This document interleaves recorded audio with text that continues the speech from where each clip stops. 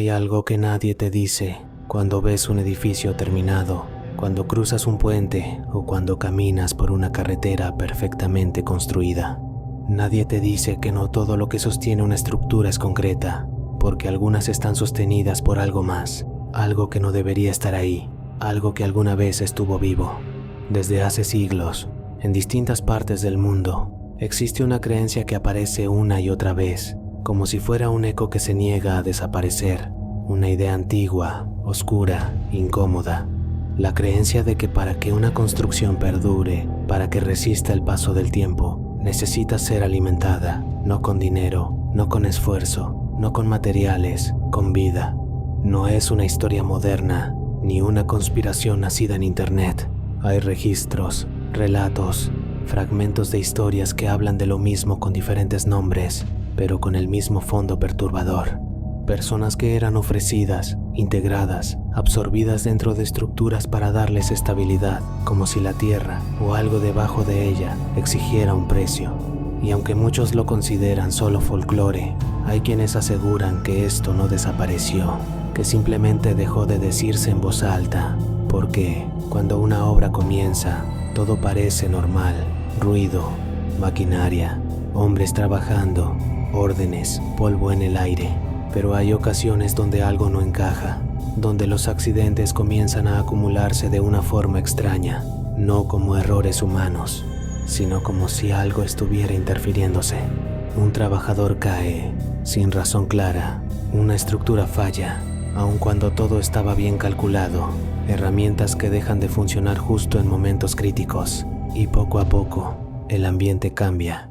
Los trabajadores empiezan a sentirlo. No lo dicen, pero lo sienten. Ese silencio incómodo cuando el ruido se detiene por un segundo. Esa sensación de estar siendo observado. Incluso cuando estás solo, ese peso en el aire, como si el lugar mismo rechazara lo que están construyendo. Y entonces llega un punto en el que alguien toma una decisión. No está escrita, no se discute abiertamente, pero todos la entienden. Porque en esas obras, cuando todo empieza a fallar, cuando los errores dejan de parecer errores y los accidentes comienzan a sentirse como advertencias, aparece una idea que nadie quiere mencionar en voz alta, pero que todos han escuchado alguna vez. No importa si son nuevos, si tienen experiencia, si creen o no creen en ese tipo de cosas, todos, en algún momento, han oído ese susurro que se repite entre pasillos de concreto. Entre maquinaria detenida y miradas incómodas, hay que darle algo.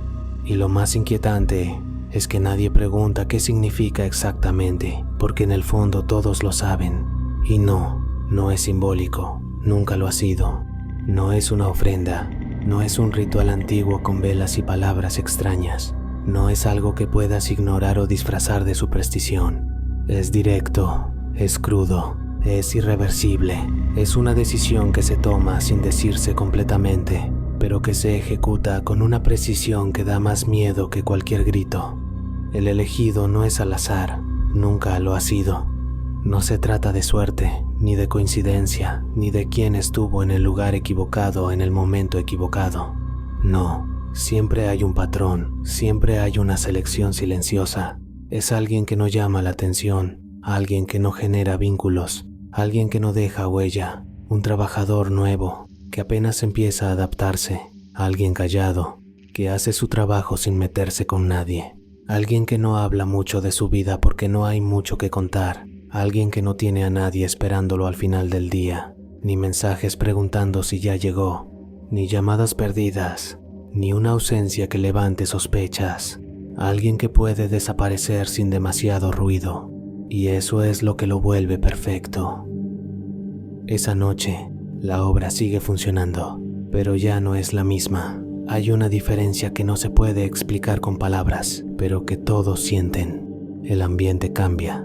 El ruido de las máquinas ya no es solo ruido, es como un fondo que intenta cubrir algo más. No hay bromas, no hay risas, no hay conversaciones triviales para matar el tiempo. Solo miradas que se evitan, pasos más lentos, respiraciones más pesadas, como si cada uno estuviera cargando con algo que no quiere admitir, porque todos saben lo que está por pasar. No lo dicen, pero lo saben. Alguien lo llama, no de forma brusca, no con violencia, sino con una naturalidad que resulta todavía más perturbadora, como si fuera una tarea más, como si fuera rutina. Necesitamos que revisemos algo abajo. Hay un problema en los cimientos. Solo toma unos minutos. Excusas simples, creíbles, cotidianas. Y él va porque no sospecha, porque confía, porque lleva días, semanas, haciendo exactamente lo mismo sin que nada haya salido mal. Porque cree que es una noche más de trabajo, otra más, igual que todas las anteriores, pero no lo es. Nunca lo fue. Algunos dicen que lo empujaron en un descuido, en un momento exacto donde nadie más estaba mirando directamente. Otros dicen que lo encerraron, que lo guiaron hasta un punto sin salida, que lo dejaron sin opción. Pero los relatos más inquietantes, los que casi nadie quiere repetir, los que se dicen en voz baja o después de varios años, aseguran algo mucho peor. Dicen que estaba consciente, que entendió, demasiado tarde, que hubo un momento, un segundo, en el que todo encajó en su mente, en el que se dio cuenta de que no había error, no había accidente, no había salida. Y entonces comenzó a gritar, no gritos de enojo, ni de sorpresa, ni siquiera de miedo inmediato, gritos de desesperación, gritos que salen cuando el cuerpo entiende que ya no hay forma de escapar, cuando la mente deja de buscar soluciones y solo queda reaccionar. Cuando el instinto toma el control y lo único que queda es luchar contra lo imposible. Golpes contra paredes de concreto aún húmedo, intentando romper algo que no está hecho para romperse. Manos buscando una salida donde no existe. Recorriendo superficies lisas, frías, cerradas. Uñas raspando, dejando marcas que desaparecerán en cuestión de minutos, mientras el material se aguanta segundo a segundo, sellando cualquier intento, cualquier evidencia, cualquier rastro. Y afuera, nadie hace nada, nadie se mueve, nadie interviene, nadie detiene lo que ya comenzó, porque en ese momento ya no es una persona, es parte del proceso. El concreto comienza a caer, lento, pesado, implacable, como una sentencia que no se puede detener, ni revertir, ni justificar. Primero cubre los pies, inmovilizándolo, quitándole cualquier posibilidad de huir.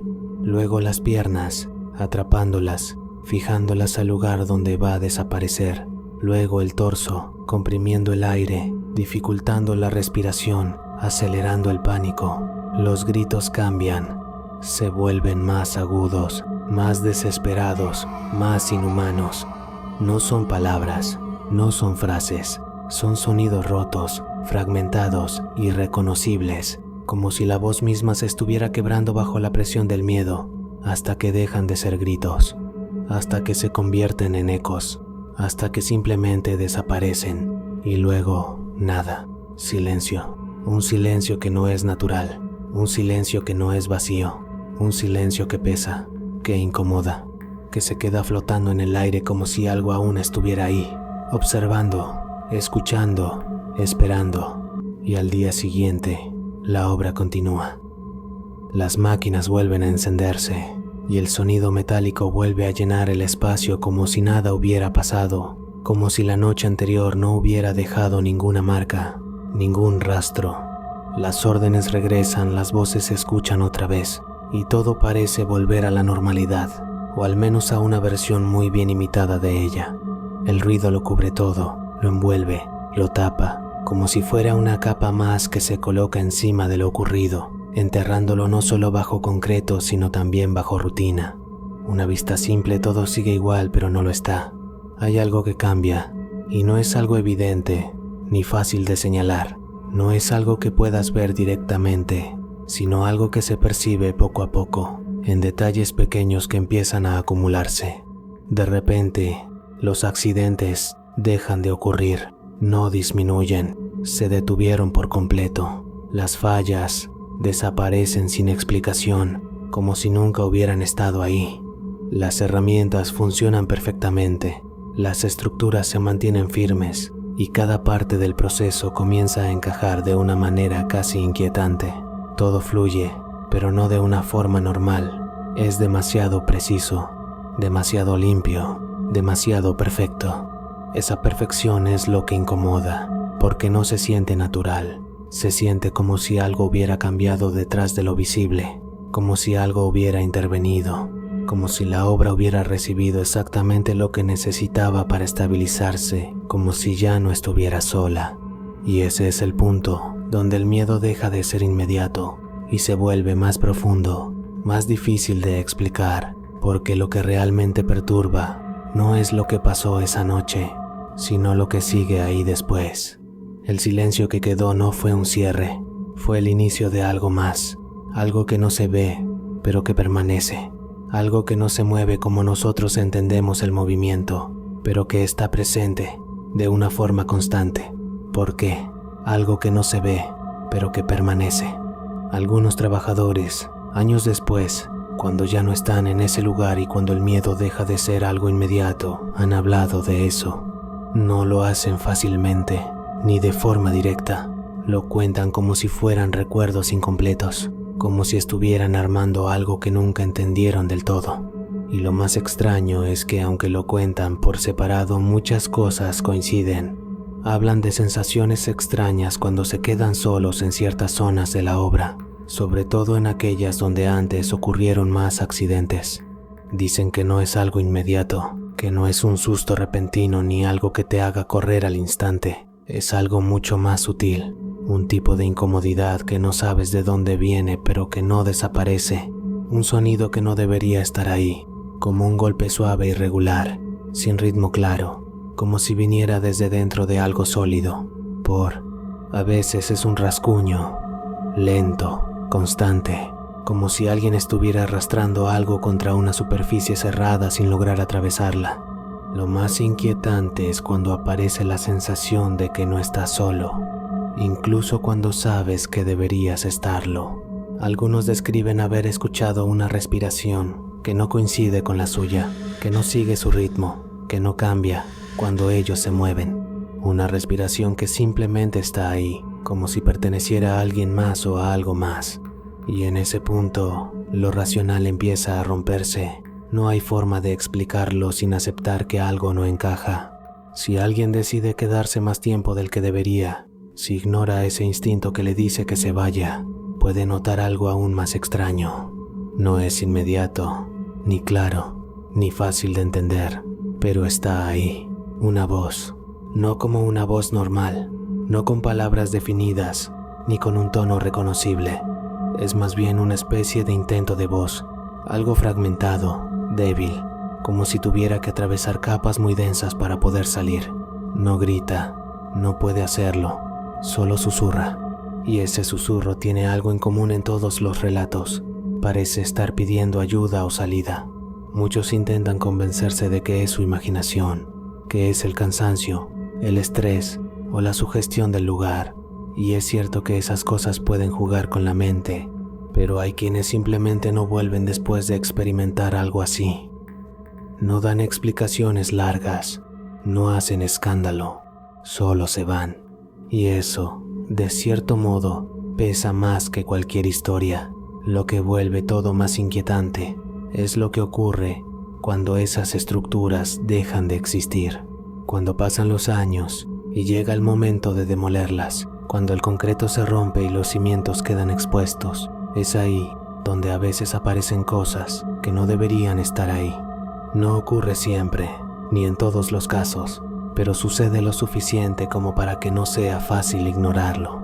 Restos en lugares donde no tendría sentido que hubiera restos, fragmentos atrapados en espacios que no corresponden a ningún diseño, huecos o cavidades que no encajan con la estructura original.